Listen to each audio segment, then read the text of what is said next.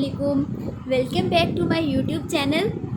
Today we are going to start a new series of lectures in which we discuss all the terms that are present in book Zoology by Miller and Harley. This is basically the quick revision of all the terms in the zoology that would be helpful in your interviews as well as in your practical exams. So first word is abdomen. सब इससे familiar हैं बहुत अच्छी तरह, लेकिन इसको define कैसे करना है। अब्डोमेन बेसिकली क्या होता है, ये टेट्रापोड बॉडी का एक ऐसा पोर्शन है। टेट्रापोड कौन से होते हैं, जिनके 4 अपेंडेजेस होते हैं। ठीक है, ये टेट्रापोड्स की बॉडी का कौन सा पोर्शन है, between thorax and pelvic girdle. यहाँ पे देखें थोरैक्स रीजन और ये पेल्विक रीजन, इसके दरमियान वाला जो पोर्शन है उसे हमने क्या कहा, अब्डोमेन। इसके अलावा हम अब्डोमेन को अगर आर्थ्रोपोड के लिहाज से डिफ़ाइन करें तो आपको पता है आर्थ्रोपोड्स की बॉडी के 3 पार्ट्स होते हैं। हेड होता है, थोरैक्स है, उसके बाद अब्डोमेन है। So basically the portion behind the thorax is called as abdomen. अब अब्डोमेन वो एरिया है जहाँ पे सारे विज़रल आर्गन्स होते हैं, जैसे स्टमक वगैरह हैं, ठीक है, लीवर है, सारे आर्गन्स कहाँ पे प्रेजेंट होते हैं, अब्डोमेन में। नेक्स्ट वर्ड है एबोरल। अब ये वर्ड सिर्फ उन एनिमल्स के यूज़ किया जाता है जिनकी रेडियल सिमेट्री होती है। रेडियल सिमेट्री से क्या मुराद है, फॉर एग्ज़ाम्पल ये एक एनिमल है ना, तो कोई भी प्लेन जो इसमें से गुज़र रहा हो वो इसको इक्वल मिरर इमेजेस में डिवाइड कर दे। कोई भी plane, any plane passes through the animal divides it into the mirror images, तो उसको हम क्या कहेंगे, ये रेडियली सिमेट्रिकल है। सो रेडियली सिमेट्रिकल जो एनिमल होता है ना, उसमें अबोरल पोर्शन कौन सा होता है, जो माउथ के अपोजिट होता है। जैसे ये सी स्टार में देखें, इस साइड पे माउथ है ना, तो डेफिनेटली जो ये वाला पोर्शन है वो कौन सा है, अबोरल एंड।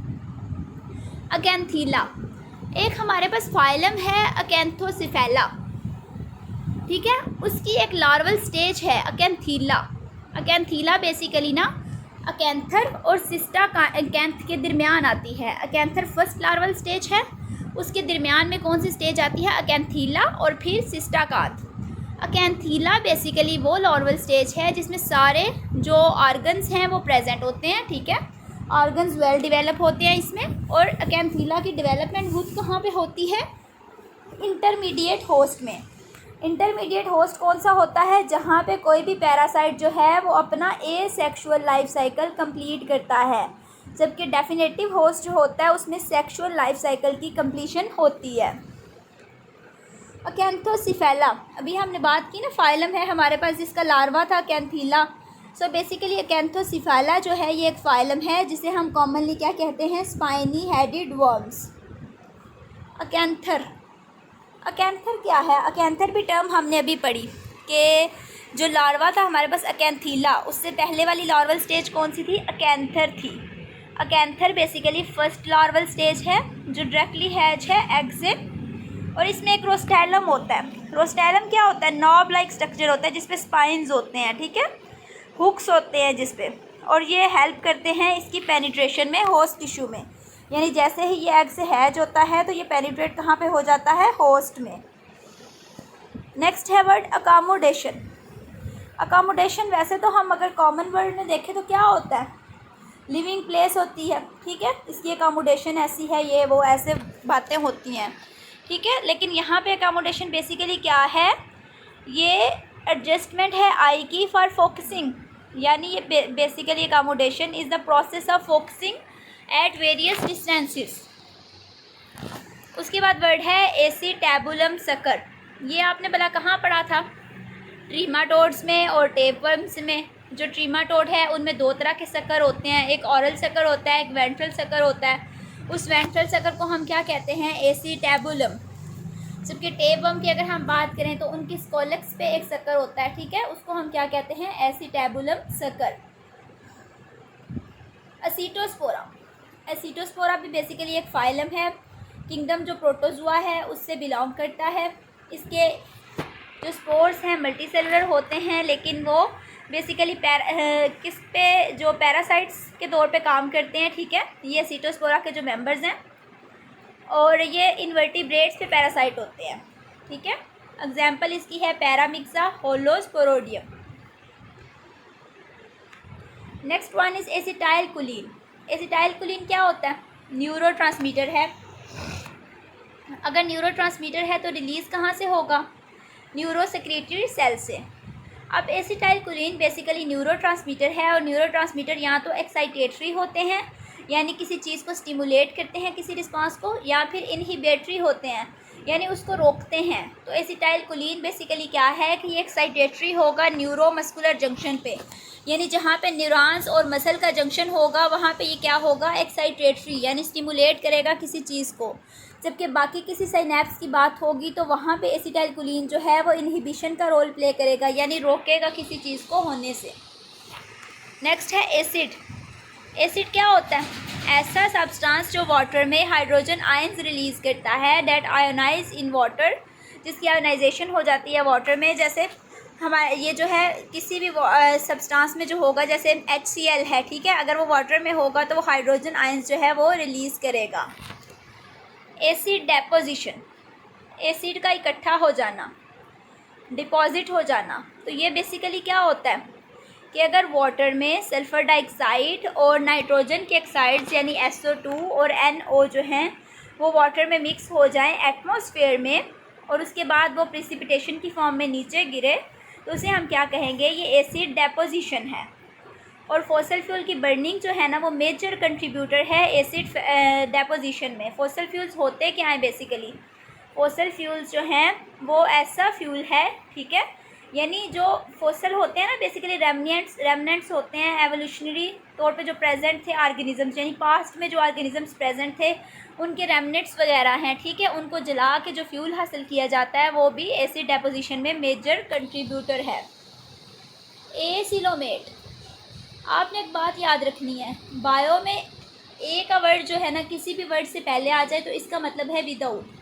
सो एसिलोमेट, ऐसे एनिमल्स जिनमें सिलोम नहीं है, विदाउट अ बॉडी कैविटी। अच्छा, इसमें अगर हम बात करें तो हमारे पास कौन से ऑर्गेनिजम्स आ जाते हैं? ठीक है, इसमें हमारे पास प्लेटीहेल्मिन्थेस आ जाते हैं जिनमें सिलोम नहीं होती। उसके बाद एक्रोसोम, एक्रोसोम का वर्ड सुना लगता है ना, एक्रोसोम।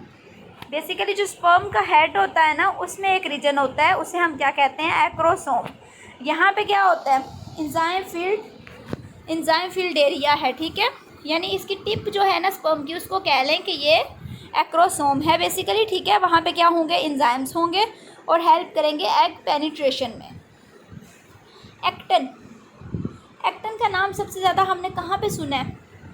जब हम मसल्स की बात करते हैं, मूवमेंट की बात करते हैं, तो एक्टिन जो है वो हमेशा मायोसिन के साथ प्रेजेंट होती है, ठीक है। जब हम मसल्स की बात करते हैं तो एक्टिन जो है बेसिकली प्रोटीन है, मायोसिन के साथ मिलके ये क्या करती है? कंट्रैक्शन एंड रिलैक्सेशन, यानी ये मसल्स की जो मसल्स का मेजर फंक्शन होता है मूवमेंट, उसमें इन्वॉल्व होती है। एक्शन पोटेंशियल, एक्शन पोटेंशियल क्या होता है? फॉर एग्जांपल ये नर्व सेल मेम्ब्रेन है, ठीक है, जनरली ये -90 पे है, तो क्या होगा?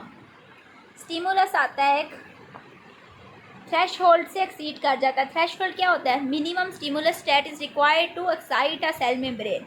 सो सबसे पहले क्या होता है? स्टिमुलस आता है तो वो क्या करता है? इस नर्व मेम्ब्रेन को एक्साइट कर देता है। इसके बाद क्या होती है? सीरीज़ ऑफ इलेक्ट्रिकल चेंजेस, यानी क्या होता है? पहले डीपोलराइजेशन हो जाती है, हाइपर पोलराइजेशन भी हो सकती है, उसके बाद रीपोलराइजेशन होती है, तो इसको हम क्या कहते हैं? Action potential.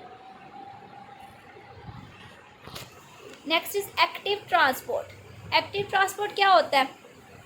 पैसिव ट्रांसपोर्ट तो हमने सुना है पहले भी। एक्टिव ट्रांसपोर्ट क्या है? ये पैसिव ट्रांसपोर्ट के उल्ट है, यानी इसमें यूज़ होती है ATP, एक्सपेंडिचर है ATP का, और मूवमेंट ऑफ मॉलिक्यूल है way from the concentration gradient. For example देखें ना, ये एक पहाड़ है, यहाँ से अगर पानी नीचे आना है तो हमें किसी किस्म की एनर्जी की ज़रूरत नहीं है, पानी खुद ब खुद फ्लो करके नीचे आ जाएगा क्योंकि ये टूवर्ड्स द कंसनट्रेशन ग्रेडियंट है। लेकिन यहाँ से अगर पानी ऊपर जाना है तो उसमें एनर्जी लगेगी, ठीक है, क्योंकि ये away from the concentration gradient है और इसमें एनर्जी के साथ साथ किसी किस्म की प्रोटीन्स या कैरियर्स भी इन्वॉल्व होंगे जो हेल्प करेंगे इसको ऊपर ले जाने में। अडॉप्टेशन, अडॉप्ट करना, किसी चीज़ को अपना लेना। सो बेसिकली क्या होता है कि ये एक ऐसे स्ट्रक्चर्स हैं या ऐसी क्वालिटीज़ हैं किसी ऑर्गेनिज़म की जो उसकी हेल्प करती हैं सक्सेसफुल रिप्रोडक्शन में इन स्पेसिफिक इन्वायरमेंट। यानी फॉर एग्जांपल ये एक स्पेसिफिक इन्वायरमेंट है, यहाँ पे एक ऑर्गेनिज़म रह रहा है, अगर इसमें स्पेसिफिक स्ट्रक्चर्स होंगे इस इन्वायरमेंट के अकॉर्डिंग तो ये सर्वाइव करेगा और ये रिप्रोड्यूस करेगा, अदरवाइज़ नहीं। अडॉप्टिव रेडिएशन, अडॉप्टिव रेडिएशन क्या होता है? फॉर एग्जांपल ये एक ओल्ड इन्वायरमेंट है, ये न्यू इन्वायरमेंट है। ओल्ड से ऑर्गेनिज़म ने जाना है न्यू इन्वायरमेंट में। अब न्यू इन्वायरमेंट में उसे अपने अंदर कुछ चेंजेस अडॉप्ट करनी होंगी। सो अगर उसमें वो स्पेसिफिक करैक्टरिस्टिक्स इवॉल्व हो जाती हैं जो कि डिफरेंट होती हैं इंसेस्ट्रल फॉर्म से, तो फिर क्या होता है, वो अडॉप्ट कर जाता है उस एरिया में, ठीक है, और समटाइम न्यू स्पीशीज़ भी बन जाती है। सो बेसिकली अडॉप्टिव रेडिएशन क्या है कि जब किसी स्पेसिफिक इन्वायरमेंट में कोई एनिमल एंटर होता है तो उसमें जितनी भी एवोल्यूशनरी चेंजेस आती हैं, ठीक है, जो बेसिकली कैसे बनती हैं, ओल्ड फॉर्म से न्यू फॉर्म में अडॉप्ट कह लें मॉडिफिकेशंस हो जाती हैं, तो उसे हम क्या कहते हैं, अडॉप्टिव रेडिएशन। अडीनोफोरा, अडीनोफोरा बेसिकली क्या होता है, नीमाटोड्स की आपको पता है नीमाटोड्स राउंड वर्म्स होते हैं, ठीक है, तो इसकी एक क्लास है एफेसमिडा जिसमें सेंसरी स्ट्रक्चर जो है फेसमिड्स जो हैं वो प्रेजेंट नहीं होते। पहले इसका पुराना नाम एफेसमिडा था, आजकल इसको हम क्या कहते हैं, एडिनोफोरा। इसकी एग्जांपल है ट्राइकिनेला, ट्राइकोरियस। एडिनोसिन डाइफॉस्फेट यानी एडीपी, ये बेसिकली न्यूक्लियोटाइड है, बना हुआ है पेंटोज शुगर से, राइबोज से, एडिनिन से और 2 फॉस्फेट मॉलिक्यूल से। और बनता कैसे है, एटीपी की जब हाइड्रोलिसिस होती है एक फॉस्फेट मॉलिक्यूल निकल जाता है तो हमारे पास क्या आता है, adenosine diphosphate, adenosine monophosphate. Adenosine monophosphate तब बनता है जब एडिनोसिन डाइफॉस्फेट से एक और फॉस्फेट हम निकाल देते हैं, तो क्या हमारे पास रिजल्ट में आ जाता है adenosine monophosphate. Adenosine triphosphate ATP, ATP जो है बेसिकली ये एनर्जी करेंसी है सेल की। ये न्यूक्लियोटाइड है जो किससे बना हुआ है, एडिनिन से, राइबोज से, 3 फॉस्फेट ग्रुप से, और ये क्या करता है, एनर्जी प्रोवाइड करता है जहाँ पे ज़रूरत होती है। नेक्स्ट टर्म है एडहेसिव ग्लैंड। एडहेसिव क्या होता है, किसी चीज़ से जोड़ना, तो बेसिकली ये अटैचमेंट ग्लैंड्स हैं। किन में प्रेजेंट होते हैं, टर्बिलेरियंस में। टर्बिलेरियंस बेसिकली क्या हैं, फाइलम प्लेटीहेलमिन्थस की एक क्लास है। अब ये जो अटैचमेंट ग्लैंड्स हैं ये एक केमिकल प्रोड्यूस करते हैं जो हेल्प करता है टर्बुलेरियंस की किस में, सबस्ट्रेट के साथ अटैच होने में, इसलिए हम इनको क्या कहते हैं, adhesive gland. Adipose tissue, adipose tissue आपको पता है फैट स्टोर करने वाले टिश्यू हैं। एड्रीनल ग्लैंड, एड्रीनल ग्लैंड जो हैं ये टॉप ऑफ किडनी पे प्रेजेंट होते हैं और ये स्पेसिफिक हार्मोन्स रिलीज़ करते हैं। एंडोक्राइन ग्लैंड्स हैं, एंडोक्राइन ग्लैंड कौन से होते हैं, जिनकी कोई डक्ट नहीं होती, ठीक है, बेसिकली डक्टलेस ग्लैंड्स होते हैं। एड्रीनल ग्लैंड बेसिकली जो है ना ये स्पेसिफिक हार्मोन्स रिलीज़ करते हैं जो स्पेसिफिक रिस्पॉन्स देते हैं। एरोबिक, एरोबिक क्या होता है, ये ऑक्सीजन से रिलेटेड है, यानी जहाँ पे ऑक्सीजन प्रेजेंट होती है, ऑक्सीजन डिपेंडेंट फॉर्म है रिस्पिरेशन की, aerobic respiration.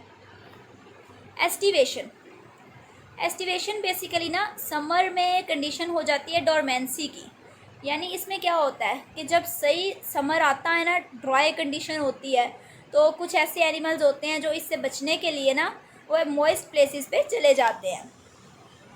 After birth, baby की बर्थ के बाद भी कुछ इवेंट्स होते हैं जिन्हें हम टर्म देते हैं आफ्टर बर्थ। कौन कौन से इवेंट होते हैं, expulsion of placental and foetal membranes from the uterus, यानी एक्सपेल कर दिया जाता है प्लेसेंटा को और फीटल मेम्ब्रेन को, and these events are called as after birth events. Age structure, age structure से क्या मुराद है कि किसी पॉपुलेशन में प्री रिप्रोडक्टिव यानी ऐसे ऑर्गेनिजम्स बिफोर रिप्रोडक्शन, ठीक है, और रिप्रोडक्टिव जिनमें एबिलिटी होती है रिप्रोडक्शन की, एंड पोस्ट रिप्रोडक्टिव, जो इस फेज़ से रिप्रोडक्टिव फेज़ से गुजर चुके हैं, उनका प्रपोर्शन क्या है। यानी आप आसान वर्ड्स में कह सकते हैं कि बच्चे, जवान और बूढ़े, उनका प्रपोर्शन क्या है किसी भी पॉपुलेशन में, तो उस चीज़ को हम क्या कहते हैं, age structure. Agnatha, Agnatha basically paraphyletic group है वर्टिब्रेट्स का। पहले बात करेंगे पैराफाइलेटिक क्या होता है। ये फॉर एग्जांपल एक है यहाँ से, ठीक है, तो ये जो दो ग्रुप्स हैं ना आपस में, ये पैराफाइलेटिक है, जबकि ये मोनोफाइलेटिक है जिनका सिंगल इंसेस्टर होगा। ये पैराफाइलेटिक हैं क्योंकि ये जो शेयर करते हैं most recent common ancestor. So basically Agnatha क्या है, अग्नेथा एक ऐसे ऑर्गेनिजम्स हैं जिनमें जार्स भी नहीं होते, पेयर्ड अपेंडेजेस भी नहीं होते, और इनका स्केलेटन जो है वो कार्टिलेज का बना होता है। एग्जाम्पल है इसकी हमारे पास लैम्प्रेस एंड हैग फिशेस। नेक्स्ट है एयरफॉयल। एयरफॉयल बेसिकली ऐसी सरफेस है जो लिफ्ट प्रोवाइड करती है by using currents of air it moves through. For example ये विंग है ना, तो इसके ऊपर से जब एयर गुजरेगी तो ये जो सरफेस है इसकी वो हेल्प करेगी लिफ्ट प्रोवाइड करने में। कैसे? By using currents of air. So basically यहाँ तक था हमारी वीडियो का पार्ट ए। इसमें हमने डिस्कस किया कि जो है वर्ड ए, लेटर ए, उससे जितने भी वर्ड स्टार्ट होते हैं ना उनको हमने डिस्कस किया, लेकिन अभी ये पेंडिंग में है। इसके 3 पार्ट्स हैं लेटर ए से स्टार्ट होने वाली वीडियो के। सो ये फर्स्ट पार्ट था।